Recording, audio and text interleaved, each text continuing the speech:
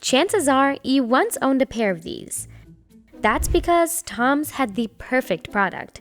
Its one-for-one donation model made buying one of its iconic canvas shoes an act of charity. And for a while, that really worked. By 2013, Tom's was reportedly making $250 million in sales a year and had donated 10 million pairs of shoes since its launch.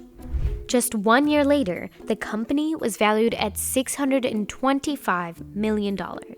It was a brand that resonated with a lot of especially younger people at the time that were looking for brands that were not sort of traditional corporate kind of brands. Entrepreneur Blake Mycoskie started the company in 2006 because he wanted to give back. Yeah, Blake, not Tom. There was never actually a Tom behind Tom's Shoes. The company was originally named Shoes for Tomorrow, then Tomorrow Shoes, and then shortened to Tom's. Mycoskie, who you might recognize from Season 2 of The Amazing Race, was inspired to start the shoe company after a trip to Argentina. The story goes that Mycoskie wanted to help all the kids he saw without shoes. And while he was there, a shoe design caught his eye. The alpargata. Comfortable and affordable, the alpargata is an everyday shoe for many Argentinians. A local shoemaker helped make an updated version for Tom's and came up with the buy one, give one model. Soon, the shoe was everywhere. It got some publicity and just grew very rapidly. It had a huge amount of demand at the beginning. Hollywood stars started wearing the shoes, and there's all this buzz around the shoe, and it grew into what it is today. And Tom's slip-on canvas shoes became synonymous with the brand, turning into what marketing pros call a hero product. A hero product is a product that is the archetypal brand, all right, for a company, the one that's the most successful that people think of when you think of the company. So, for example, like Nike, it could be Air Jordans. For Porsche, it might be the 911. It's like how when you see Hermes, you think of the Birkin bag, or associate Heinz with ketchup. For Tom's, it was the original shoe, based on the alpargata. And paired with its charitable giving model, Tom's seemed unstoppable. Tom's branding and marketing was very effective because it was one of the first companies that used this buy one, give one kind of philosophy to try to appeal to not only consumers that like good-looking shoes, but also were interested in companies that had some kind of corporate social responsibility angle. People saw its logo and immediately thought of its shoes and its charity work for kids, which could explain why people were willing to spend anywhere from $48 to $78 on a pair of Tom's canvas shoes. But it turns out having a hero product can backfire. The hero product for Tom's shoes is the alpargata variant or model of the shoes, and they relied on that one model too long. The hero product can become stale at some point if it's not rejuvenated. Not to mention, Tom's slip-on shoe design was easy to copy, so competitors did. And they sold them for much cheaper. Skechers even named its version Bob's and donated 2 pairs of shoes for every pair sold. All this made consumers question whether Tom's was even worth the price. So just as quickly as it had become a staple, Tom's became a fad. Even though Tom's had expanded its product line, people just couldn't see beyond its original canvas shoe. And while Tom's shoe donation program had been innovative and interesting when it launched, it became almost mainstream, copied by so many other brands. People also started questioning whether Tom's shoe donations were actually helping anyone. Tom's had contacted an outside research team about looking into something back in 2010. The research team found that the program actually wasn't that significant. Tom's was really quick to take the results of the study into consideration, so that they talked to us about giving away the shoes as a reward for school attendance, so kids actually feel like they earn them, and they began to develop more alternative kinds of shoes that would last longer.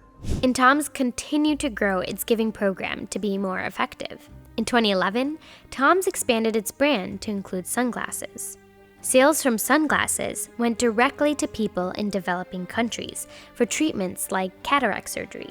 As a person who has pretty high prescription glasses, I can attest to the fact that personally, like a lot of people, that this is a really impactful intervention for many people. Cataract surgery can restore a life. In 2014, Tom started Tom's Roasting Company and said it would donate a week's worth of clean water for every bag of coffee it sold. The next year, Tom's teamed up with anti-bullying organizations with a line of backpacks. But despite all these changes, when most people saw Tom's, they only thought of its original product and program. So Tom's had a hard time growing beyond its hero product, and its sales struggled. The company had a harder time regaining control over its business because it had relied so much on wholesale when it first started out. Doing this had helped Tom's build its brand recognition even faster because its shoes were sold at big department stores like Macy's and Bloomingdale's and even at Whole Foods. But a direct-to-consumer model has a lot of long-term advantages. You have more control over your marketing and inventory, and most importantly, over prices. All this can help you control your profit margins, something that's kind of important when your sales are starting to slump. But instead, Tom's didn't pivot its business model as quickly or strongly as it should have, and its outlook continued to decline in 2019. Tom's had a $300 million loan due in 2020, and credit rating agencies expected it wouldn't be able to pay up. So, is this the end for Tom's? Well, in late 2019, a group of Tom's creditors officially took over the company from Bain Capital and Blake Mycoskie in exchange for debt relief. When Business Insider reached out to Tom's, a representative said that, quote, "The new owners support Tom's future growth and are investing $35 million into the company," unquote. So Tom's is definitely looking to rebuild itself. But is there a place for it? Tom's biggest obstacle right now is just the fact that there is so much competition in the shoe business, and some brands have in fact gone bankrupt. I mean, if you look at brands like Rockport, right, which is a well-known brand, take a look at Payless Shoes, which is a retailer. There's just a lot of competition in this market, and very difficult to make a sustainable business. So what should Tom's do? I think the smartest strategy for Tom's right now actually is to focus less on the corporate social responsibility angle and focus more on product. I think they need to develop more product varieties, styles, colors that consumers want to buy, and I think that's the area they should focus on. Another thing Tom's needs to work on is its brand experience. A lot of successful brands that started as direct-to-consumer, like Warby Parker, like a Casper, like others, Bonobos, for example, started only direct-to-consumer, went to retail, gave their customers a chance to, again, experience the brand. And today, brand experience is extremely important for consumers to have a strong affinity to the brand. I think Tom's has to do more of that. But even if Tom's isn't able to recreate its original success, it still made a lasting impact in the worlds of business and fashion. Brands having a social mission might be commonplace today, but Tom's was the one that made it mainstream.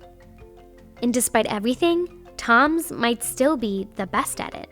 I'd say Tom's is one of the most nimble organizations that I've worked with as a development economist.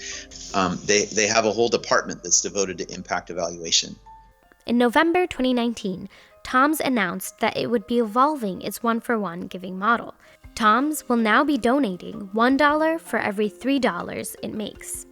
According to the company, this creates a more flexible and sustainable way of giving. So I think Tom's is a learning organization, and when it comes to development and poverty interventions, trust me, we're all learning, and that's the key. So who knows? With the right product, Tom's could be the next big thing again.